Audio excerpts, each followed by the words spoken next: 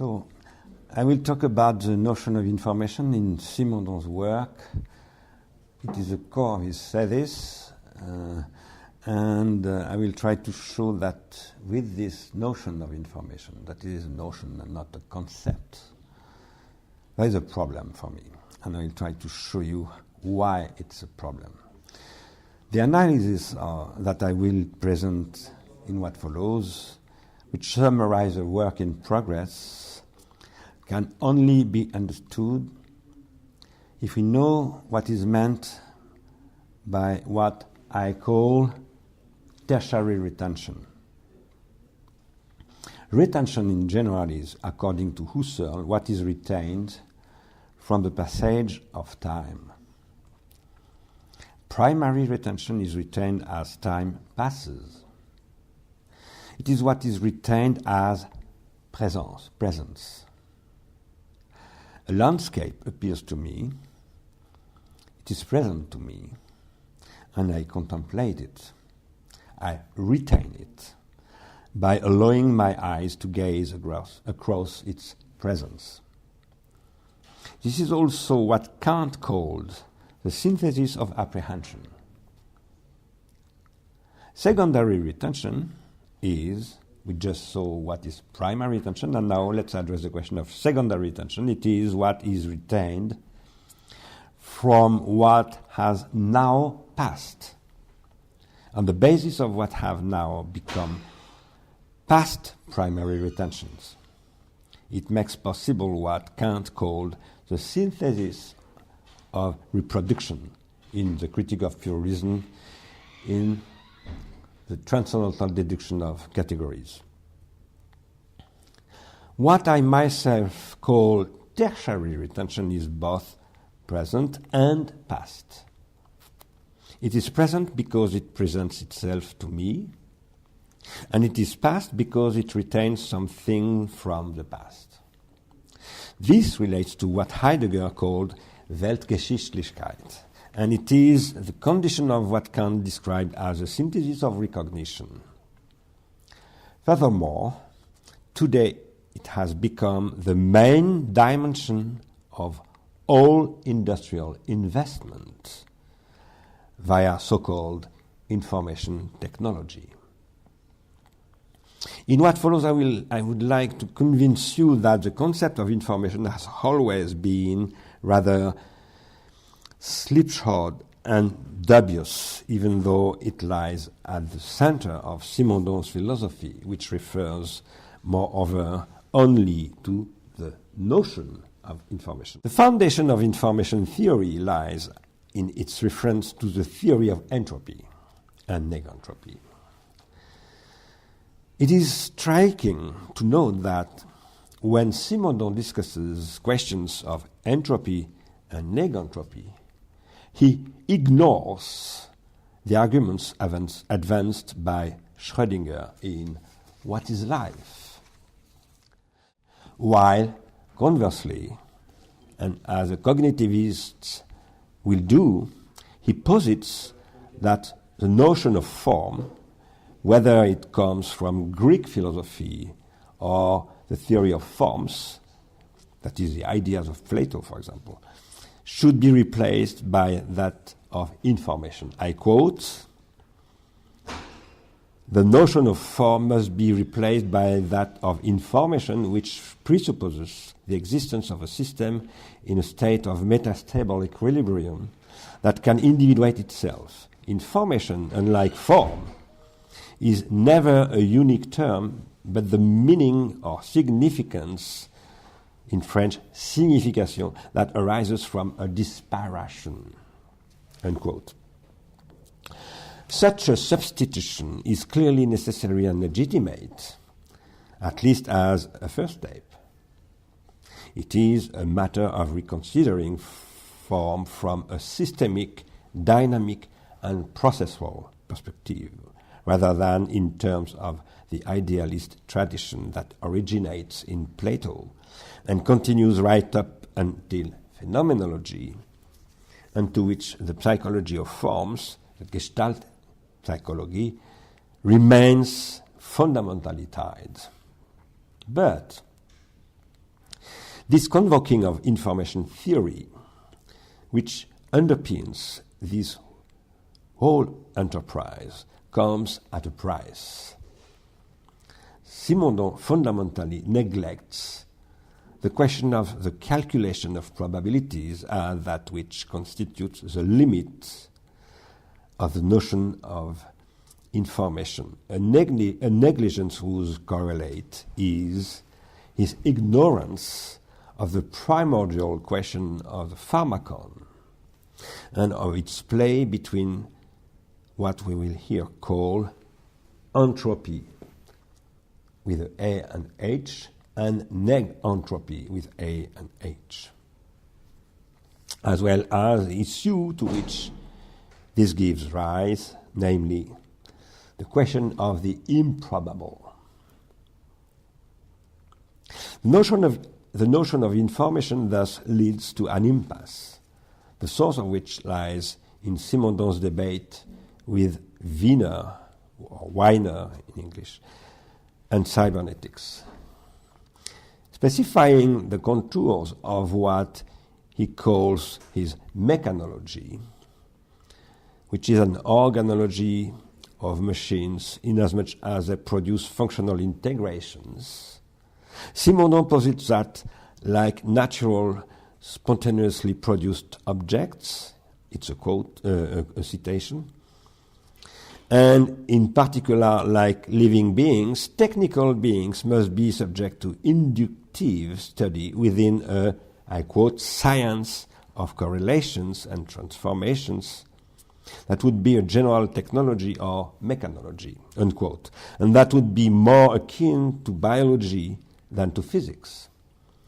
Whereas Wiener's cybernetics involves an, I quote again, improper identification of the technical object with the natural object, and more specifically with the living being, unquote, Simondon's mechanology posits, on the contrary, that, I quote, the only thing we can say is that technical objects tend towards concretization, whereas natural objects, such as living beings, are concrete to begin with, unquote.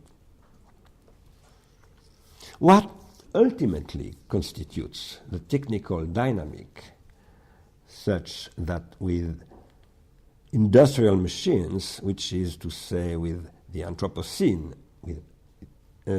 it tends towards concretization, is therefore, for Simondon, and unlike Wiener, according to Simondon, the potential capabilities of the noetic manufacturing being, that is, its ends, its purposes, its finalities, without which, I quote again, physical causality could not have produced a positive and efficient concretization in the case of a technical object.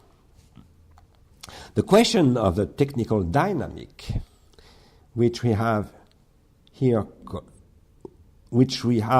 calling exosomatization, I will explain this term in the following questions, is for Simondon then ultimately the question of the relationship between noetic organic matter and what I have referred to in the photo of Epimetheus, Technics and Time, Volume 1, organized inorganic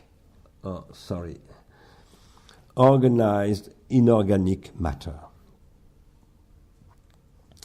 such that it produces what I called an epiphylogenesis, which raises the question of the primordial coupling, the correlation between these two inseparable dimensions of what Alfred Lotka in this text describes as an exosomatic organization and evolution.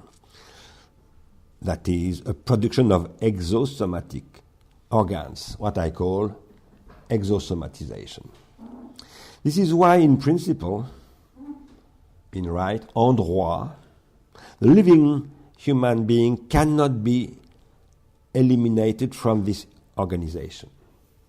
And yet, Is this not in fact, not in principle, not en droit, but en fait, is this not in fact the outcome of the computational and absolute proletarianization to which cybernetics has led, the elimination of the human being, and which would thus amount to an absolute non-knowledge?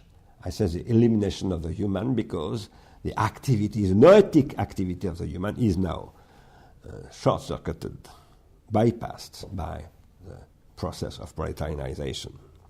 I think that Simondon is incapable to see that, even if he is the first who posits the question in the good way, as the reader of the Grundrisse by Marx. Is this not what has become obvious 60 years after On the Mode of Existence of Technical Objects was written, and 25 years after the World Wide Web was opened to the global public? Such is the question of contemporary pharmacology, what I call pharmacology, which, approaching the extreme limit of the Anthropocene, confronts us with this irrational state of fact in which the algorithmic automaton disrupts theoretical models, models which seem to be powerless in the face of this state of affairs. Simondon then gives no consideration to the pharmacological question that mechanology, what I call organology, bears within it, inasmuch as it stems from exosomatization. Because of this, he cannot conceive or anticipate the more than tragic situation into which the biosphere as a whole has been delivered by purely and simply computational and informational capitalism. It is in the delirious ordeal of denial referred to as post-truth that the effective reality of the post-truth age unfolds, an age that Heidegger alone really saw coming. However, it seems to me that he did so without Heidegger having been able to analyze its profound causality. Such an analysis necessarily involves raising the questions of entropy and of what we are calling neg-entropy with an A and an H. And these questions demand not a rejection or condemnation of calculation, but rather its refunctionalization. And here I would like to highlight the fact that anti-Semitism by Heidegger is based on his rejection of calculation. And he claims, and it is of course a stereotype, that the Jewish people are calculating. So if, on the one hand, it is only with reservation that we can agree with Simondon when he writes, I quote, "One must not confuse a tendency toward concretization with the status of entirely concrete existence. To a certain extent, every technical object has residual aspects of abstraction. One must go right to the limit and speak of technical objects as if they were natural objects. Technical objects must be studied in their evolution in order to discern the process of concretization as a tendency, but one must not isolate the last product of technical evolution in order to declare it entirely concrete. It is more concrete than the preceding ones, yet it is still artificial," unquote. Then, on the other hand, we must insist on refining Simondon's analysis by positing that, in addition, in industrial concretization, the noetic living thing no longer commands, even though, as was said in Technics and Time, Volume 1, it operates. But this operator is no longer the operator that Gilles Deleuze discusses with respect to quasi-causality or quasi-causality. It is proletarianized as an engineer or as a consumer, as well as a producer. What is a proletarianized engineer? It is someone who manipulates concepts emerging from automated understanding, but does so devoid of synthesis emerging from desautomatized reason, that is, devoid of any capability of synthesizing pretensions converging towards a kingdom of ends, I quote here Kant. Such an engineer thereby becomes the non-dialectical servant compared with the dialectical master-servant dialectic, okay, of an information system where this is a kind of servitude in which the servant does not learn anything, contrary to the servant, or in German, Knecht, of the famous Herrenknecht dialectic. And of course here we should open a discussion with Marxism and its interpretation of Hegel, etc., etc. I will not address the question. We should also open a critique of dialectic and compare with this with the question of quasi-causality by Deleuze, but I will not address the question. Let's stay with Simondon on the question of information. If it is because of Simondon, reader of the Grundrisse, that we can say this, nevertheless, Simondon himself has restricted understanding of this state of fact, which he gives a transitional and epiphenomenal status, if not purely accidental. The task on the mode of existence of technical objects is to dispel what he regards as a misunderstanding. What he describes when he refers to Marx is indeed a process of disindividuation, but from it he draws absolutely no consequences with respect to the inherently pharmacological character of exosomatization as an exteriorization that generates a state of fact capable of dissolving knowledge into absolute non-knowledge. It is, however, the potential capacities of the operator that are locked away in the proletarianization of the knowledge worker, which is the effective reality of the so-called cognitive capitalism. This capturing of pretensions, replacing them with the automatic production of pretensions generated by smart marketing on the basis of mimetic and pseudo-personalized models, leads to the liquidation of what, in the first edition of Critique of Pure Reason, Kant described as a synthesis of recognition. This third synthesis of the transcendental imagination is the condition of the convergence of the experience of the knowing subject in a rational unity constituting a transcendental affinity and thus forming the horizon of truth. In the mode of existence of technical objects, the concretization of the industrial machine occurs as for instance the operation of a thermal locomotive or electric engine or the turbine of the tidal power plant, when it must leave behind the purely technical milieu in order to form, together with the natural milieu, a techno-geographical associated milieu, generated by the object itself in the course of what Simondon calls its naturalization. Interesting term, naturalization. In Automatic Society, Volume 1, however, I argued that it is precisely by becoming the human and not just physical techno-geographic associated milieu via the equipping of half the world's population with the digital exosomatic equipment that is a smartphone, that is, the personal computer, constantly eliciting and capturing so-called data, digital tertiary tensions.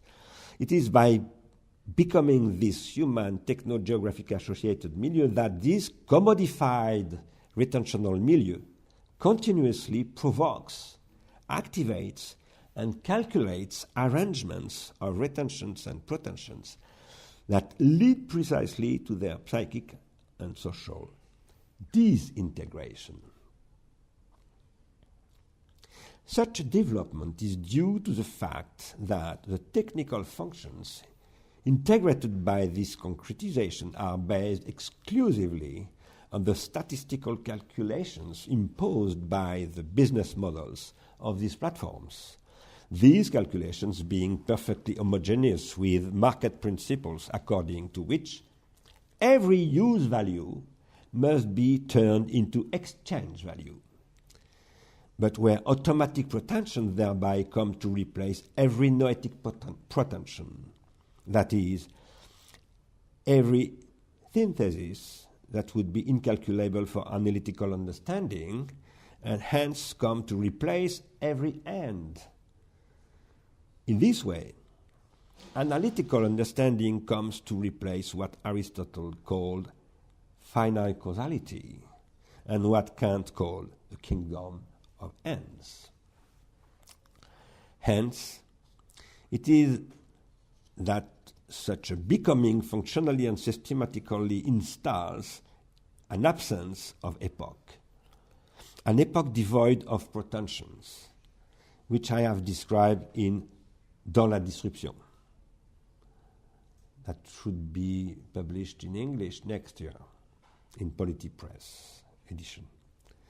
This is possible, however, only because information, as defined in the information theory mobilized by Simondon to replace the theory of forms of Plato and Aristotle, is intrinsically calculable by statistical probabilities that utilize the H constant of Boltzmann that turns out to be identical to the Boltzmann constant. If the analysis proposed here and in Automatic Society Volume 1 is well-founded, then it is crucial to understand how Simondon, perfectly in tune with the context of an epoch that remains stuck in the dogmatic progressivism characteristic of the metaphysics of the 18th and 19th centuries, and ignoring all the problems that afflict the Anthropocene, is able to neglect the high probability of an entropic becoming that for his part Wiener conceives as a fascist ant-state. It is in Cybernetics and Society, and one provoked by a purely probabilistic conception of information.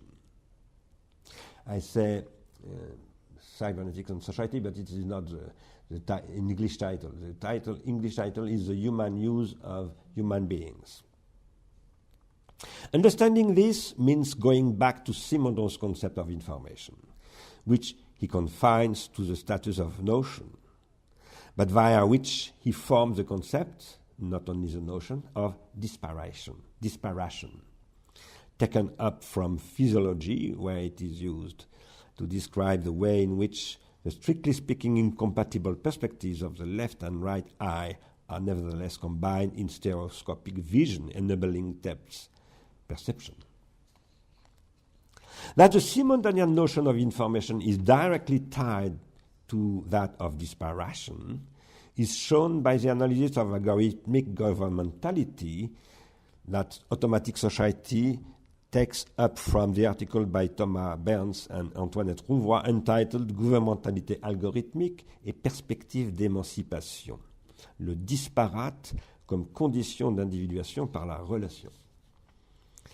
In this text, however, Burns and Rouvroy raise the question both of an inverted recuperation or appropriation of the concept of Gilles Deleuze and Félix Guattari by platform capitalism, and of a machinic concretization and reversal of what Simondon describes as a process of transindividuation, which in Guattari becomes what he called the individual via the process of individualization.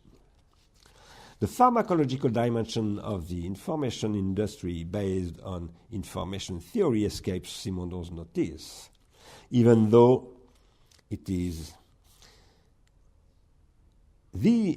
his work alone that makes it possible to describe this concretization through an inversion that arises from the rhizomatic horizontality of the networks deployed by algorithmic governmentality and, I quote, and here I quote Thomas Berns and Antoinette Rouvroy, for the benefit of an imminent and eminently plastic normativity that is not necessarily favorable to the emergence of new forms of life in the sense of an emancipation described by Deleuze and Guattari in the form of an exceeding of the plane of organization by the plane of immanence, unquote.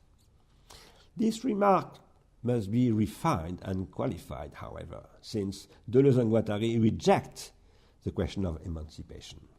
And to neglect this point, which is not just peripheral, is symptomatic of a repression of the aporias of French theory, aporias that its heirs have avoided, and which, in our opinion, directly involve the notions of machine, information, and entropy precisely. The issue at stake is precisely ignorance of the question of tertiary retention, which requires a conception of a hypermateriality that Simondon made thinkable and necessary, but which he himself, quite paradoxically, was incapable of thinking, even though he was the one who made it thinkable, and did so through the way in which he conceived information. Simondon does not investigate neither the computational reductionism contained in the probabilistic notions of entropy and negentropy applied to information by notably Shannon, Wiener, and Brillouin. This computationalism then being taken up by cognitivism. Nor it doesn't investigate nor the singularity of what, after vital negentropy, becomes with exosomatization, noetic singularity, such that it always calls for the invention of an art of living with pharmaca. Simondon's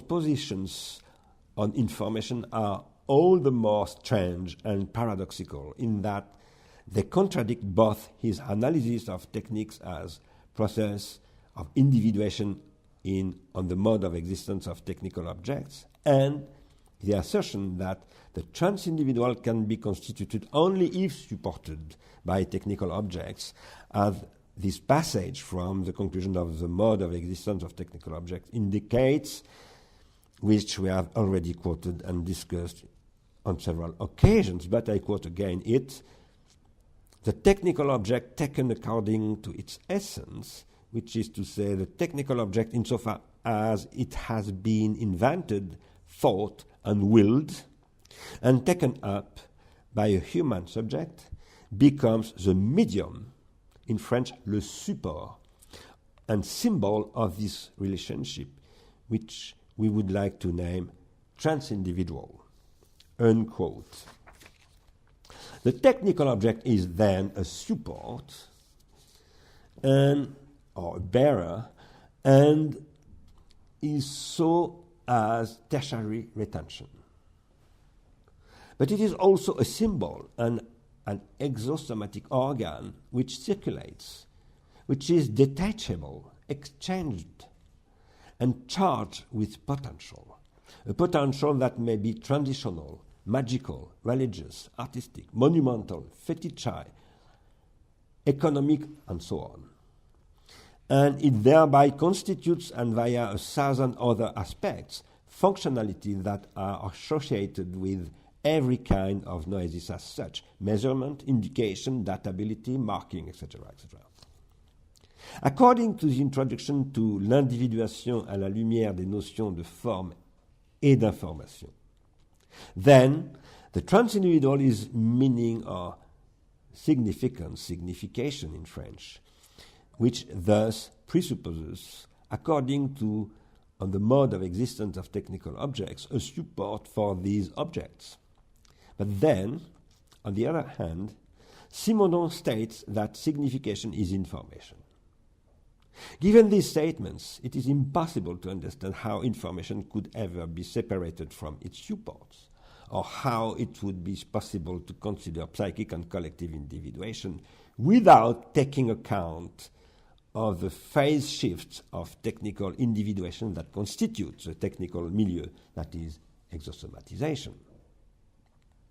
These confusions ultimately stem first from Simondon's neglect of Schrödinger's reflection of life, where negative entropy as anti-entropy, in the sense of Giuseppe Longo and Maël Monteville and Francis Bailly, and not just negentropy, appears for what it is in life, namely the struggle to defer entropy through the differentiation of vital organs, through their individuation, in other words, and as vital difference with A, not as information, nor as negentropy in the sense of information theory, but as the cogenesis and effective concretization of what thereby constitutes an individual, that is, an indivisible, not just the tendency towards concretization, that is a functional integration of the machine, but as organic concretization that constitutes an organism. These confusions ultimately stem, secondly, from ignorance of the questions raised by Alfred Lotka, who showed that exosomatic organogenesis opens up a new form of life, as Georges Canguilhem said, in terms that were different but that still refer to technical life, a new form of life in which this difference with A becomes noetic and not only vital, and constitutes what Simondon called psychic and collective individuation. The consequence of the fact that machinic functional integration is only a tendency is that when the conditions by which it can be sustainably accomplished are ignored, and accomplished as that exosomatic difference with A generated by protensions derived from psychic and collective individuals, just as equally they are themselves transductively generated psychic and collective individuals coupling and co-individuating themselves with machinic individuation occurring within complex exorganisms. When these conditions are ignored, machinic integration disintegrates. It cannot last. It becomes an entropic indifference with A, and that's so because it is irrational. Machinic functional integration that ignores the negentropic with A and H conditions of its accomplishment is irrational and cannot last in law, en droit, in principle. Yet it remains the case that very often today, and in fact, and despite being irrational, it nevertheless does endure, not sustainably, not durably, so to speak, but on a scale that we call short or medium term, where time crashes in on itself via what we refer to as speculation, precisely because it is highly irrational. Speculation in the sense of capitalism. Such is the age of post-truth that is our lot, enclosing us within an Anthropocene from which we cannot hope to find our way out unless we chatter this state of fact through a new state of law. For the exosomatic form of life, knowledge and its supports, which are always themselves exosomatic and hence shareable by complex exorganisms and thus capable of generating the transindividual. I call complex exorganisms, for example, England, European Union, Paris, etc., that are gatherings of simple exorganisms with their exosomatic organs and creating groups that are capable to live for very long terms, sometimes millennia, like China, for example. For the exosomatic form of life, knowledge and its supports, which are always themselves exosomatic and shareable by complex exorganisms, I said, and thus capable of generating the transindividual, which in the West, with the institution of universities, is organized into faculties, and which in other societies takes other forms, knowledge and its supports, knowledge and its support thus constitute, for the exosomatic form of life, vital functions in the sense of Canguilhem and in the sense of Whitehead. These functions, however, can no longer be thought within the framework of entropy and anti-entropy as they have been theorized from thermodynamics to cybernetics. They require a theory of what I call entropy with an ANH and negentropy with an ANH, because exosomatic organs are pharmaca. They produce entropy and negentropy. Ukuri outlines a kind of archaeology of the difficulties that arise in Simondon around the notion of information and with respect to entropy and negentropy. His research shows how and why Simondon explains during a conference at Royaumont in 1962 that the problems of quantification and measurement that occupy Shannon and later Wiener are not sufficient for a definition of information, and yet, in the end, how Simondon offers no critique of the computational definition as such and fails to explore the notion of negentropy. In 1960, in a lecture given to the Société Française de Philosophie, that will be taken up again in the introduction to L'individuation psychique et collective in the French edition, then included as a supplement in L'individuation à la lumière des notions de forme et d'information under the title Forme, Information, Potentiel, Simondon clearly rejects the probabilistic conception of negative entropy or negentropy. I quote Simondon: "We must find something that makes it possible to define the best form as the one that possesses the highest degree of information, and this cannot be done on the basis of the negentropic scheme or of probabilistic research. In other words, we must add a non-probabilistic term to information theory, one that refers to the quality of information or to a tension of information." Unquote. Here, however, no specific reference is made to the notion of negative entropy or negentropy as Schrödinger proposes to conceive it. The notion of negentropy here is one of Shannon and Wiener. Neither here nor in the second part of L'individuation à la lumière des notions de forme et d'information, despite the fact that it is devoted to, it is the title of the section, the individuation of living things.